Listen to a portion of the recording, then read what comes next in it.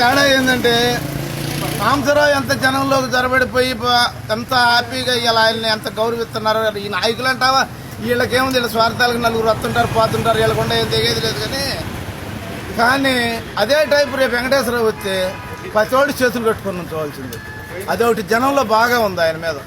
ఎవడి నుంచి ఉంటాడా నేను మీద ఆయన రామారావుడు నీకేదో గౌరవించారు. కానీ ఇవాళ నీవు అమ్మ అవుతాట కొడుకు అవుతాట ఈయన అవుతాట, రేపు ఈయన కాంగ్రెస్లో వేస్తాడు, కొడుకేమో దీంట్లో వేస్తాడు, అమ్మేమో బీజేపీలో వేసింది, జనమేమో పిచ్చిపోయి కూడా 8 కోట్లు.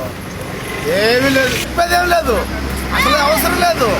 ఆ జనం వాళ్ళకి వచ్చిన వాళ్ళు వాళ్ళ ఇంట్లో 2 ఓట్లు లెక్కేసుకున్నా చాలా మెజార్టీ.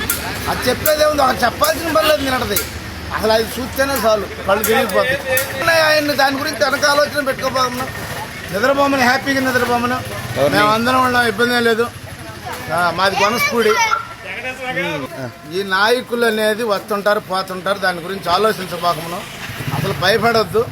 నాయకులు గుండా ఏమీ కాదు, ఓటర్సే ముఖ్యం. ఆయన మట్టికి చేయరాని పనులు చేశాడు.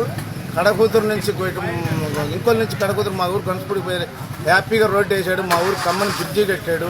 మా ఊళ్ళో కమ్మని సిమెంట్ రోడ్లు వేసాడు. అసలు ఆ పెద్దగంధం చిన్నగంధం అది మేము ఊహించుకొని ఎరగం. పద్మావతి వెంకటేశ్వర వీళ్ళు కూడా ఊహించుకొని ఎరగం.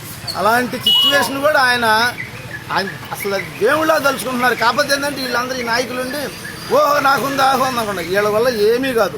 జనం ఉన్నన్నాళ్ళు ఆయనకి ఎలాంటి ఇబ్బంది లేదు. జనమే ముఖ్యం, ఆయనే ముఖ్యం.